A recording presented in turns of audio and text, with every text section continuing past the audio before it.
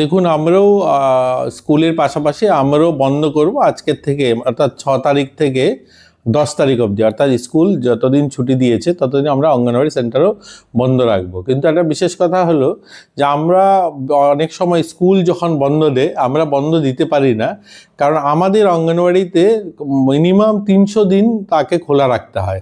কারণ আমরা অঙ্গনওয়াড়িতে শিশুদের পড়াশোনার পাশাপাশি আমরা কিন্তু অনেকগুলো কাজ করি। আমরা অ্যাডোলেসেন্ট গার্ল যারা, তাদের খাবার, তাদের পুষ্টিগত বিষয় দেখি। আমরা প্রেগনেন্ট মহিলা যারা বাড়িতে আছেন তাদের খাবার ব্যবস্থাটা, তাদেরকেও পুষ্টিকর খাবার পৌঁছানো, সেগুলো আমরা দেখি। আমরা সোশ্যাল পেনশন সেটা আমাদের অঙ্গনওয়াড়ি দেখে, ভ্যাকসিনটা দেখা হয়।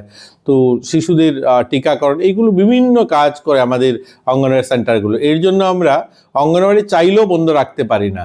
বিশেষ কারণে আমরা যেহেতু স্কুল ছুটি দিয়েছে এবং একটা প্রচণ্ড শীত এসছে, তার জন্য আমরা সিদ্ধান্ত নিয়েছি যে আমরা এই 6 তারিখ থেকে 10 তারিখ পর্যন্ত বন্ধ রাখবো।